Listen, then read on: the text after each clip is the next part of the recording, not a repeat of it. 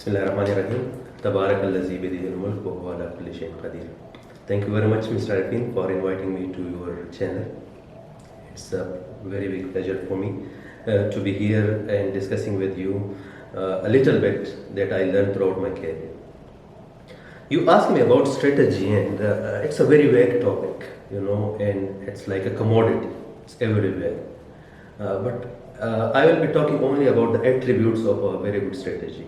And in my opinion, there are 4 attributes of a very good strategy, and the first one is your purpose. The second is justice. The third is innovation, and the fourth is communication. I'll be explaining them one by one, and let's start from the purpose. There are so many people around the globe, and when you talk to them, they say, this year I'll be hitting 1 billion, and this year I'll be hitting 5 billion, 10 billion. So what?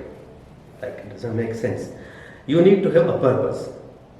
And the purpose, from where it starts, is to solve people's problem. So you need to look around, you need to look for problems of individuals, of societies, and then you need to work on those problems. This will be your purpose. It will make you money, no problem. But the important thing is purpose. Now, you identified problem. After that, you need to see the macroeconomic indicators. Okay, there is a problem in society, but maybe your initiative that you are thinking is not aligned with the government vision.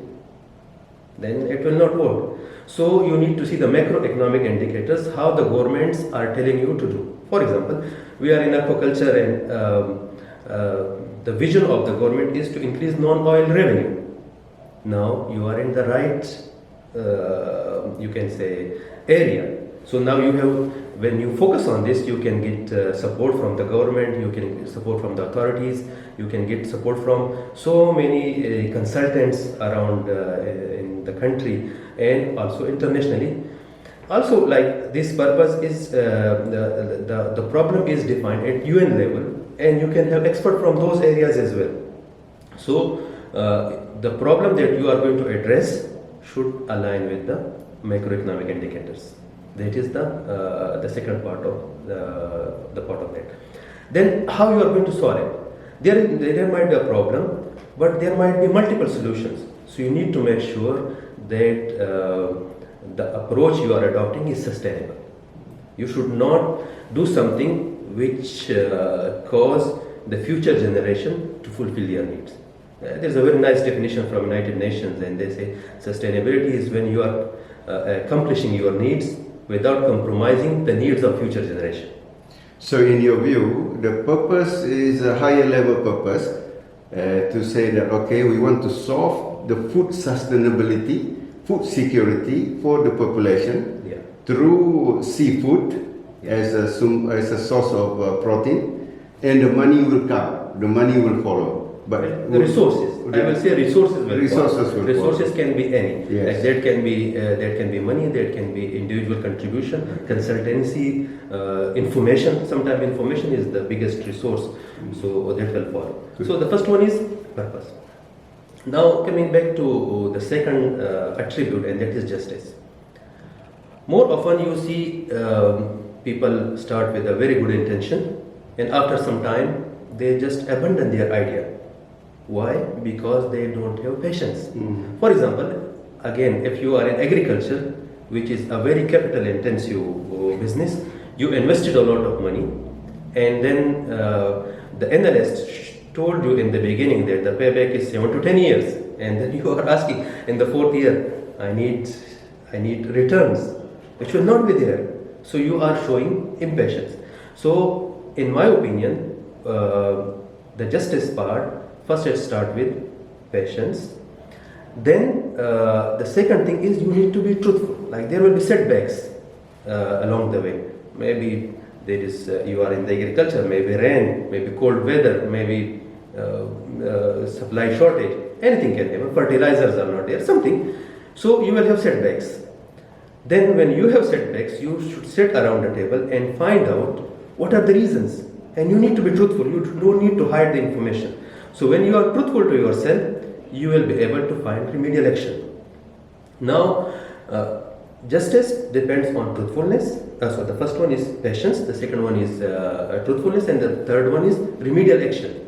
If you do that, you will be your strategy will have an attribute of justice. Now, if you don't have patience, for example, what will happen? There are scarce resources. People will be fighting each other. Okay, and sometime those resources, then the partners or whoever is there, they will not be comfortable with each other, and then whatever nice strategy that you plan, that will fail. So in my opinion, any society, any company, any strategy, that is totally dependent on this word justice. Can we substitute, for example, for my own understanding, justice with being realistic, transparent and fair? Is that a kind of good representation, or what you're intending to say is different? Look, in any society, like I asked one gentleman, I was in Europe, and I asked him, why you are in Germany? And this guy is telling me, because here is justice. I know that if something happened to me, there is a government to protect me. Okay, so they will bring the problem, there will be judges to hear that, and I know that I will be rewarded with something like to compensate that. So this is the word justice is the same as in, like, you know, in the criminal law or anyone. The same word I want to replicate here in strategy, because like why people are making frauds? Because they don't have patience, they are not truthful, and they are not ready for remedial action. Okay. They don't know it, so they make fraud.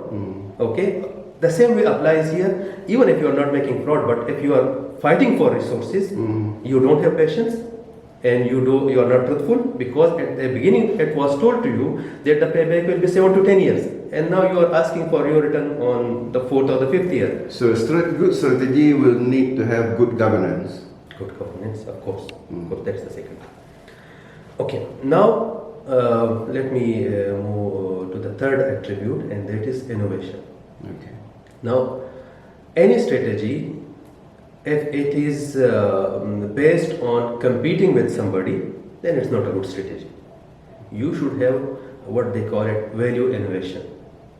And I will give you an example. Like, you know, we are living here in Saudi Arabia, and back like 20-25 years ago, shawaya was one of the favorite item to eat in lunches and in dinners.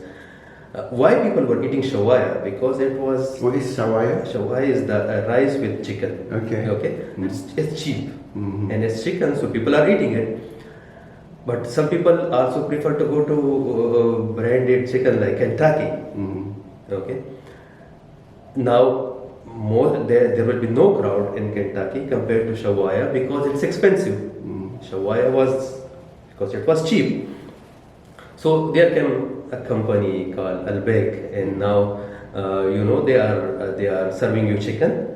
It's cheaper than Kentucky, and it has all the attributes of shawaya. So when you go there, it takes you half an hour, 1 hour to at least like take an order. So they are selling the same chicken, but they value innovate. They disrupted the market.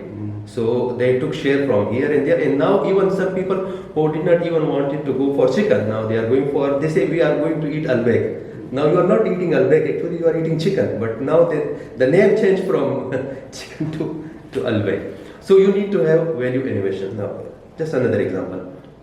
Every year you have a new version of a smartphone. Why they need to release a newer version every year? Because that we call it sustaining innovation. Okay, and just they want to make sure that all the latest developments are available in the product, so they are releasing another version. But I had a very old smartphone and it's working very nicely. So you need to have sustaining innovation as well, and then you need to have like non-consumers. You need to attract the non-consumers as well. So there are things like I don't want to give all those examples from the Western countries, but they are very good examples. For example, Airbnb. Now their stock price and everything is much higher than all those competing firms. But what they do, they are simplifying the process.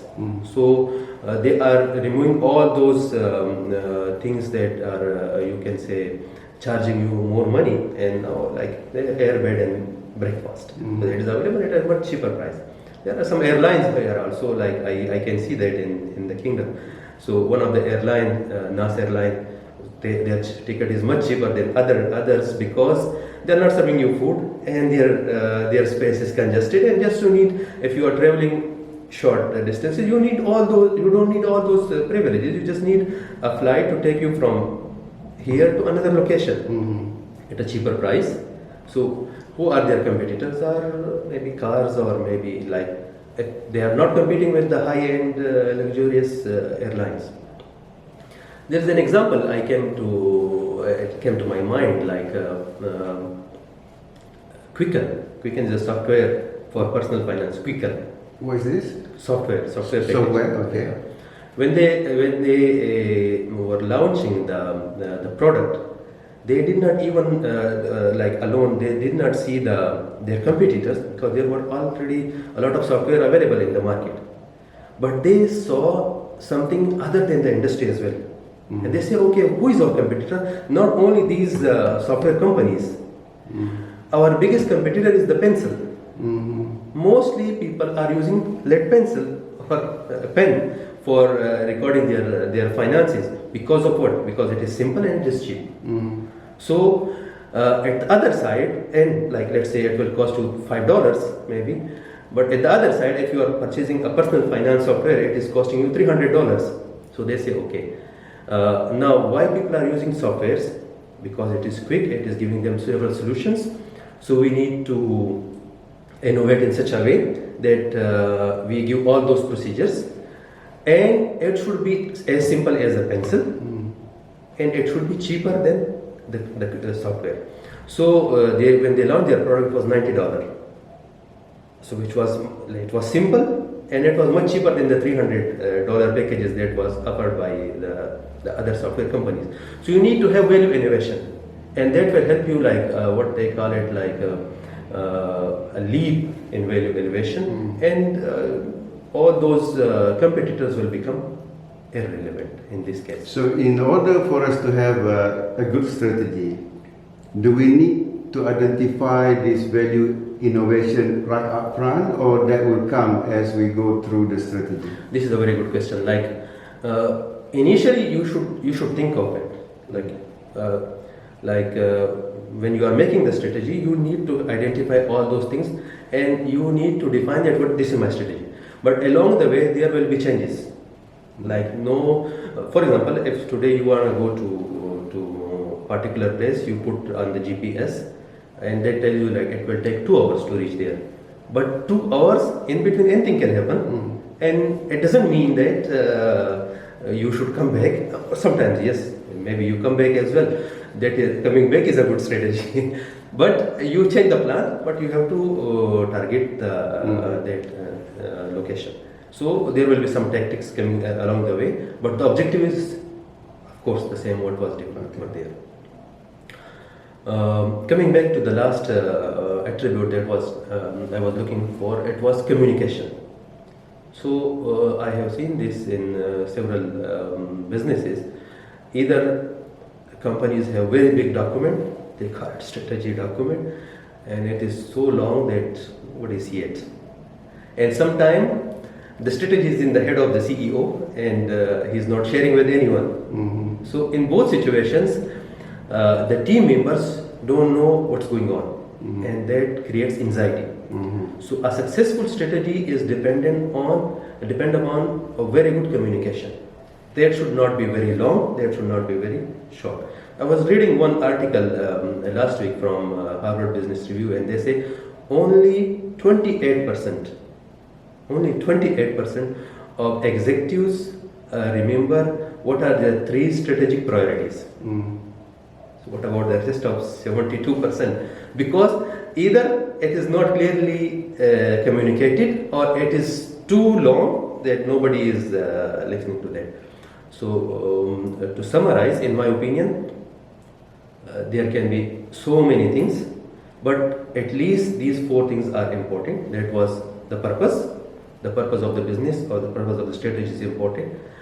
There should be justice with it, And whenever you are putting forward the principles that I identified with justice, you will eliminate a lot of, you can say, fights between the people.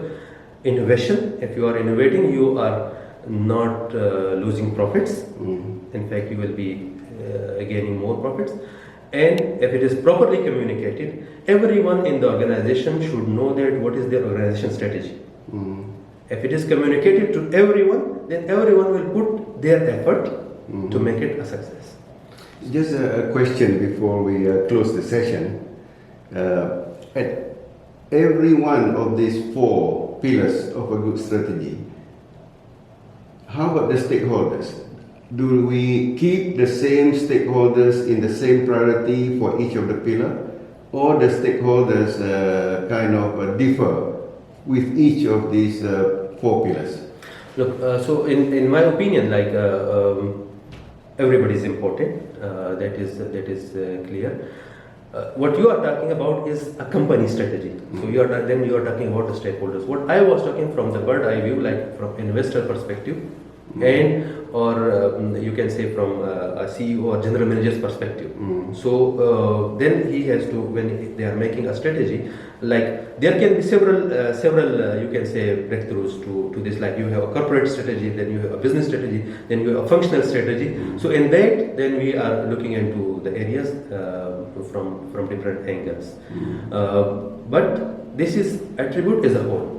So when we will be like, inshallah, like we will have next sessions, and then we will talk about the business strategy, and then we will talk about the strategy execution part. Okay. Because like I saw, you can say a survey. They said that 3/4 of the executives believe that strategy execution is their biggest challenge. And then another strategy by Harvard Business School, 75% of the executives, they believe that they have very good ideas, but they are poorly executed. So inshallah we talk about that. Thank you very much, Dunya. Thank you for spending your time here.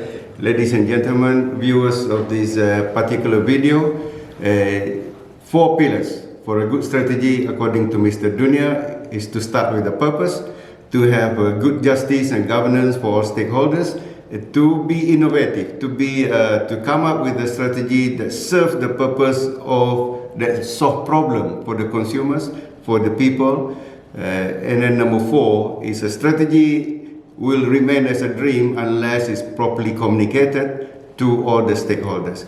Watch out for the next session with Dunya so that we go into the implementation of a good strategy. Thank you. Thank you very much. Thank you. Nice to meet you.